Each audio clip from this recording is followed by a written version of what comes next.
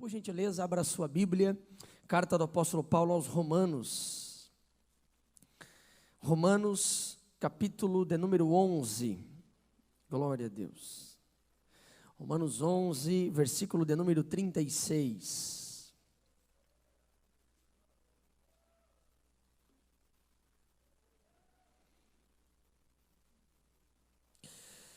Carta do apóstolo Paulo aos Romanos,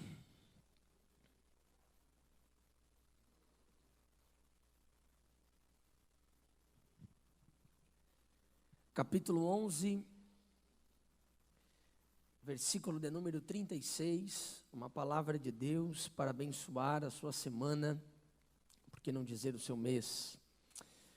Romanos capítulo 11, versículo de número 36, a minha versão bíblica é João Ferreira de Almeida, revista e corrigida, o texto diz assim: porque dele e por ele e para ele são todas as coisas, glória pois a ele eternamente, amém.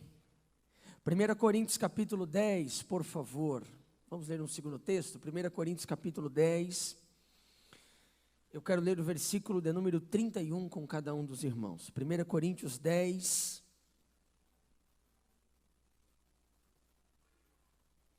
31.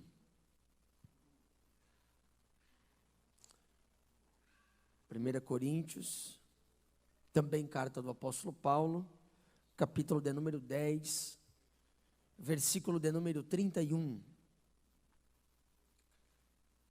O texto nos diz assim: portanto, quer comais ou quer bebais, ou façais qualquer outra coisa, fazei tudo para a glória de Deus.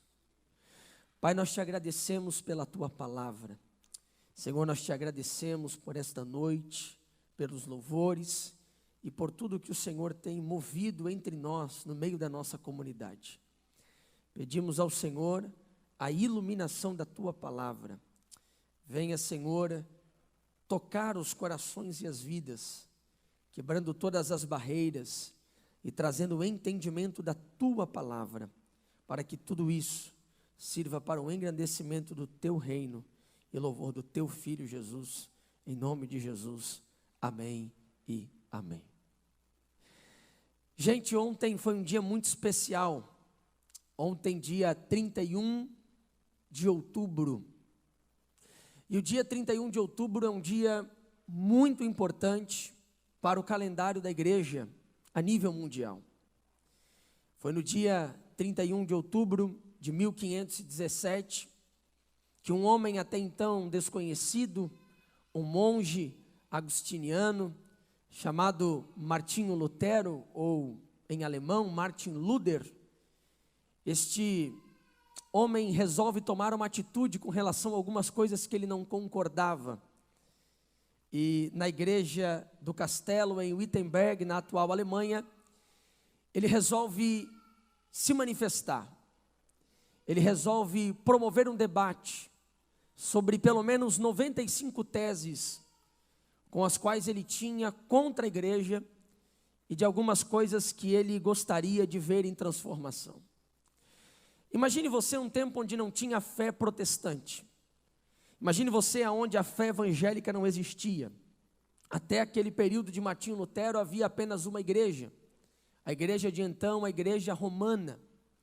Imagine você que esta igreja, quando você, não é um julgamento, mas quando você olha historicamente, imagine que essa igreja não estava mais comprometida em anunciar o evangelho. Imagine você, ou pense você, que ninguém podia pregar algo ao contrário, porque se você desejasse pregar algo ao contrário, você era lançado na fogueira, você era preso, você era punido, você podia literalmente perder a sua vida por desejar anunciar algo que você cresce com relação à palavra de Deus.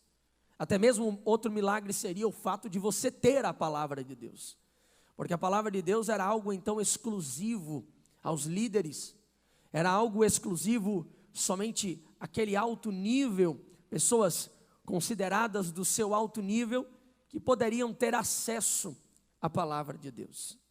Porém, ao longo da história, e não só no 31 de outubro de 1517, Deus vem levantando homens, ao longo da história da igreja, homens que, por volta ali do século 13, século 14, século 15, tentaram promover uma reforma na igreja.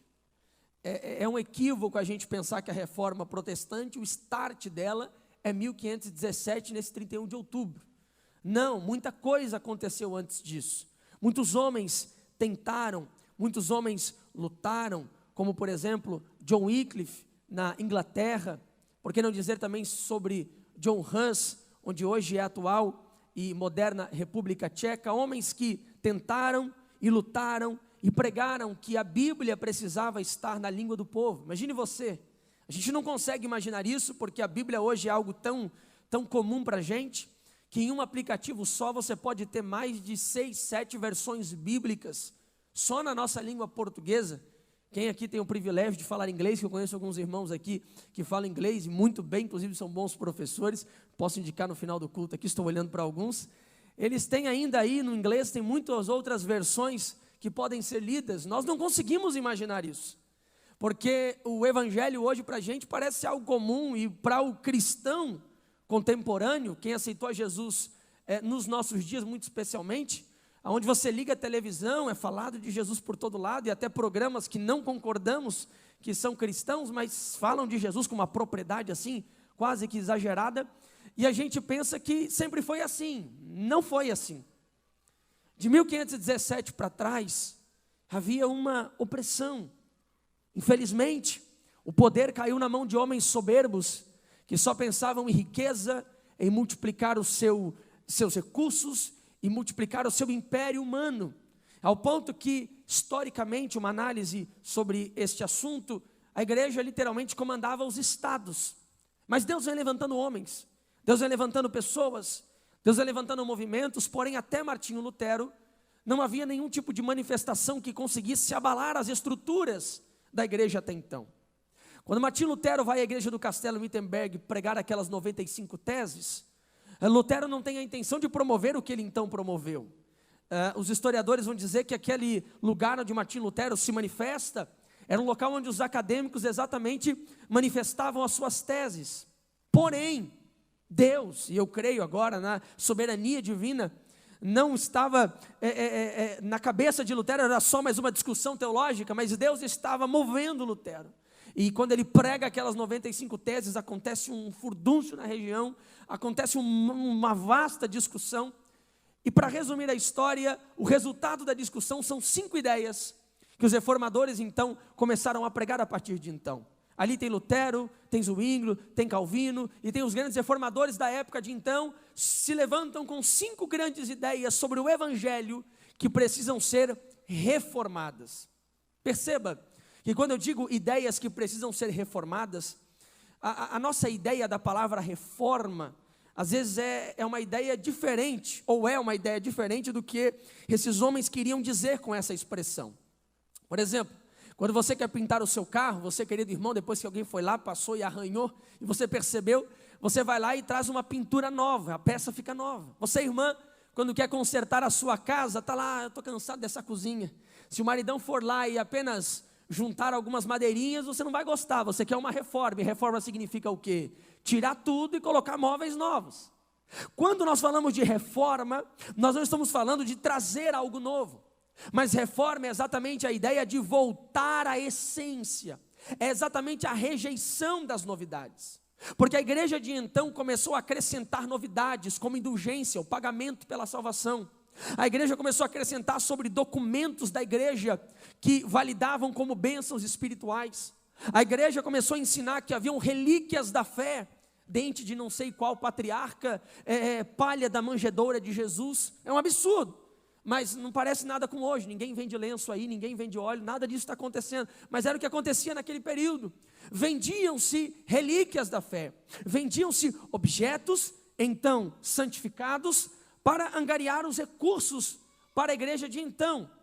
E diante de todos esses problemas e muito mais que tinham, que eu vou entrar ao longo da nossa mensagem, esses pensadores têm 5 grandes ideias, 5 grandes verdades que precisam reformar, precisam se retornar à essência do que é o Evangelho. E quais são? Primeiro, é somente Cristo. É só Cristo que pode salvar. Não é relíquia da fé. Não é sobre a palha do berço de Jesus.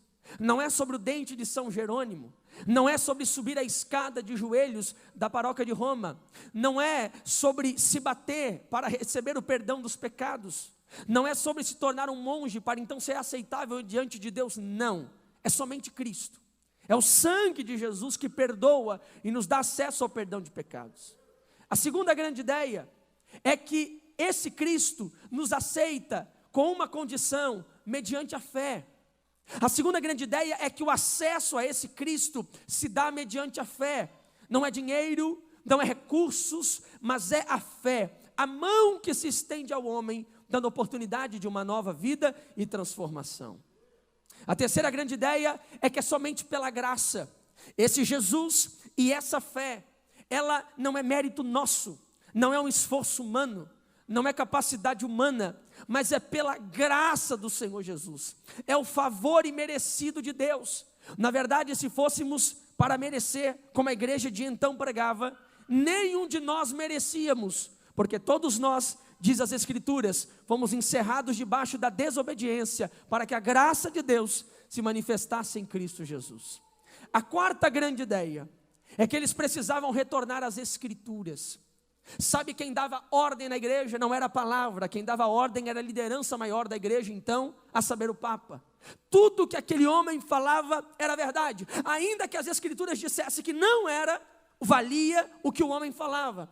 A tradição da igreja estava acima das Escrituras, e perceba que nós não pregamos contra a tradição da igreja, a história da igreja é muito importante. Já disse certo pensador que quem não sabe de onde veio não sabe para onde vai. Nós precisamos ter a tradição da igreja, é importante. E o que eu estou falando aqui é a tradição da igreja. Porém, a tradição da igreja, ela tem o seu lugar, ela tem a sua importância. A única coisa que é infalível, que ela é insubstituível e que nada e nem ninguém pode ocupar o lugar dela, é somente as Escrituras, a palavra de Deus.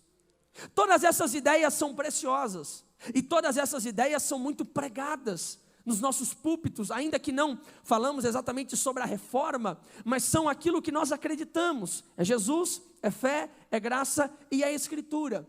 Mas há uma quinta grande ideia que muitas vezes é esquecida e é negligenciada, que é somente a Deus a glória. E eu quero aqui esta noite conversar com vocês sobre o que significa essa quinta grande ideia, este quinto grande ponto da reforma. O que é que os reformadores, o que é que esses homens de Deus queriam dizer quando falaram somente a Deus a glória? O que isso tem a ver com os nossos dias? O que é que nós, enquanto igreja, no século 21, em pleno 2020, precisamos reformar, precisamos retornar à palavra de Deus? O que é que nós perdemos sobre somente a glória de Deus, que nós precisamos retornar à simplicidade do Evangelho? Somente a glória de Deus é um dos solas mais preciosos, porém parece-me, e eu penso, pelo que eu leio, percebo e escuto, o mais negligenciado. E eu quero essa noite mostrar para você, à luz desses dois textos, Romanos 11:36 e 1 Coríntios 10:31, o que significa somente a Deus a glória, ou somente a glória de Deus. O primeiro texto que eu trago para vocês, Romanos 11:36, é a carta do apóstolo Paulo. A carta do apóstolo Paulo tem tudo a ver com Martim Lutero. Quem conhece um pouco sobre a história de Lutero, sabe que Lutero tinha uma crise. E a crise de Lutero é que ele tinha um problema com uma frase, a justiça de Deus. Quando Lutero ouvia essa frase, a justiça de Deus, Lutero entrava em crise. Porque ele pensava assim: como pode um Deus justo e justo perdoar um pecador como eu? Quando Lutero ouvia essa expressão, a justiça de Deus, Lutero se incomodava. Lutero chega até, em um dado momento da sua história, a praguejar o Senhor e dizer: eu não quero esse Deus me odeia, esse Deus não me ama. Ele não conseguia entender o poder do Evangelho que é manifesto em Cristo, porque a igreja de então não ensinava a simplicidade do Evangelho, do Deus que se fez carne e morreu por nós na cruz. Então Lutero um dia se depara com Romanos capítulo 1, que diz que o justo viverá pela fé. E ele aprende, entende e tem a luz na sua mente e o fogo no seu coração. E ele entende que é pela fé que ele acessa essa grande salvação. E esse Paulo que aqui está nos escrevendo, é um Paulo que também, quando vai falar sobre a salvação, ele se alegra. Assim como Lutero, quando descobriu que era pela fé, se alegrou e não se segurou e teve que pregar as 95 teses, enfrentou a morte, enfrentou tantas reuniões, digamos assim, que era chamada na época de dietas, que eram os encontros religiosos para o julgamento do que Lutero estava fazendo. Ele enfrentou tantas coisas, mas de peito aberto. Por quê? Porque ele se encontrou com a verdade do Evangelho sobre a sua salvação, e ele entendeu que ele precisava dar glória a Deus.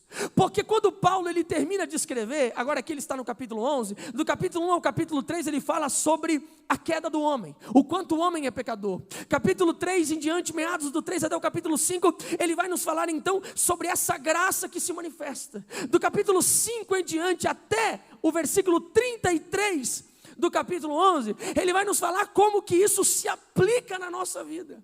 E de repente Paulo, mesmo sem terminar a sua carta, porque a carta não termina no capítulo 11, Paulo estoura em uma canção. Paulo, ele estoura em um louvor a Deus. Ele não suporta, no meio da carta, ele libera, quem gosta de teologia, uma doxologia, ou em simples palavras, um louvor a Deus. E aí ele começa aquela bela canção dizendo: ó profundidade das riquezas, tanto da sabedoria como da ciência de Deus, como insondáveis são os teus juízos e quão inescrutáveis os teus caminhos. Quem compreendeu o intento do Senhor? Ou quem foi o seu conselheiro? Ou quem primeiro deu a ele para que fosse recompensado? Gente, dar glória a Deus não é falar glória a Deus. Isso é muito fácil. Isso aí qualquer um consegue falar aleluia. Porque o evangeliquez está na boca do povo hoje, é mistério, é glória, aleluia, é manto. O problema é que evangeliquez não salva, não transforma a vida. Fala evangeliquez, mas continua numa vida promíscua. Fala evangeliquez, mas continua nos mesmos dilemas e pecados, sem honrar ao Senhor. E Deus esta noite nos propõe uma reforma. Reforme o propósito maior da sua vida. Sim, você vai trabalhar. Sim, você vai ser feliz. Sim, você vai ter muitas conquistas. Mas o propósito maior não é o trabalho, não é a conquista, não é as honras. O protagonista da história é Ele. Porque dele, e por Ele, e para Ele, são todas as coisas. A minha vida é dele, os meus negócios são dele, a minha história é dele, o meu ministério é dele, a minha família é dele. Tudo, absolutamente tudo na minha vida, eu entrego para Ele. Aí, meu amigo, as amarras da vida não vão lhe prender mais. Porque o seu propósito, quando alguém te magoar, por exemplo, não é ficar por cima, mas é honrar o Senhor. Então, como é honrar o Senhor, você vai conseguir perdoar. Aí, meu amigo, quando alguém bater na traseira do seu carro e a sua vontade for: eu vou quebrar a cara dele. Não, o seu propósito maior não é consertar o carro, o seu propósito maior é glorificar ao Senhor. Então vai ficar tudo bem, porque você vai honrar ao Senhor. Aí, meu amigo, quando alguém falar mal de você na empresa, você não vai querer se vingar, porque o seu propósito maior não é a sua honra, não é a sua vingança, mas é a honra do Senhor. Somente a glória de Deus nos tira da zona de conforto. Somente a glória de Deus nos incomoda. Somente a glória de Deus nos movimenta, nos tira do centro da vida e devolve Jesus para o trono da nossa história. Que todas as nossas atitudes giram em torno de Jesus que está no trono. Diga amém por essa palavra. Para a gente terminar. Somente a glória de Deus na nossa vida é um presente que Deus nos deu. Diga comigo: somente a glória de Deus. Bata no peito e diga: é um presente que Deus me deu. Honrar a Deus, glorificar a Deus, olhe para cá, dar glórias ao nome dEle e ser ouvido por Ele, é um privilégio da igreja. Você sabia? Parece estranho o que eu vou lhe dizer, mas me escute. Deus não está procurando adoração, Não é barulho, não é só barulho. Também é, porque o resultado de um quebrantamento é barulho, mas não é qualquer barulho. Não, Deus não quer glória, aleluia. Não é isso, não é isso. Tem um povo que Ele comprou, e é desse povo que Ele está esperando a honra. Porque a adoração que Deus espera é a adoração dos filhos.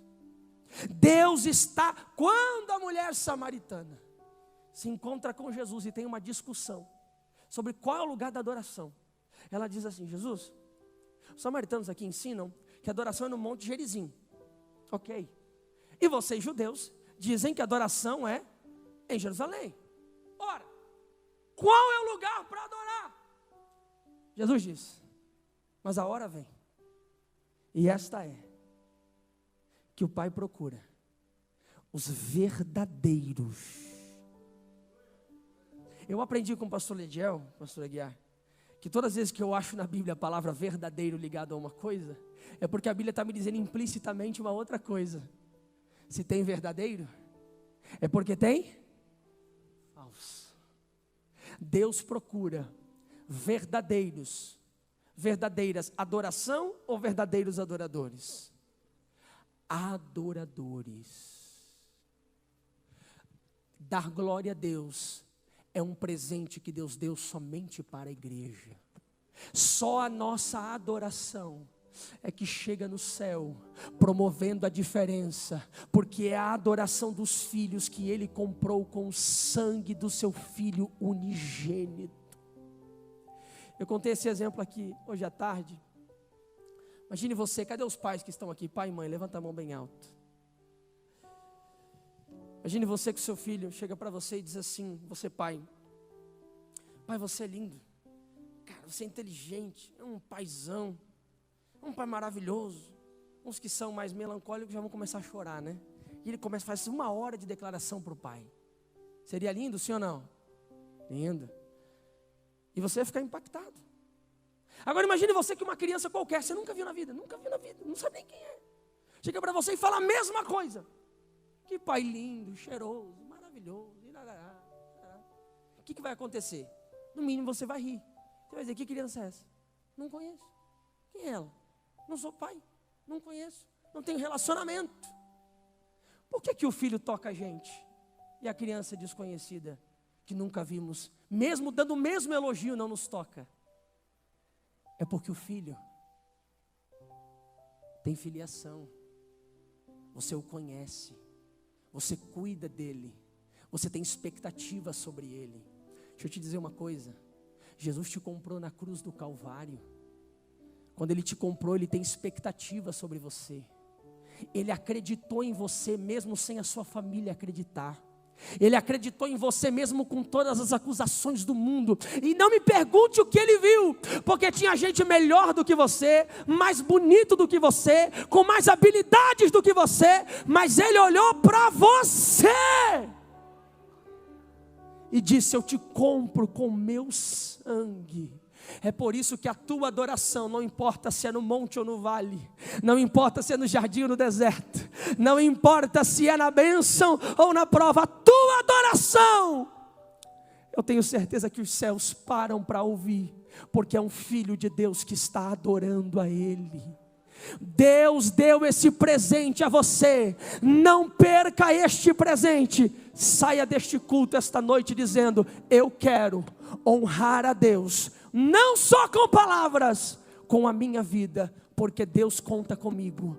Deus me deu esse presente. Ele não precisa de adoração, mas Ele me escolheu para ser um adorador. Fica de pé comigo, por favor, em nome de Jesus.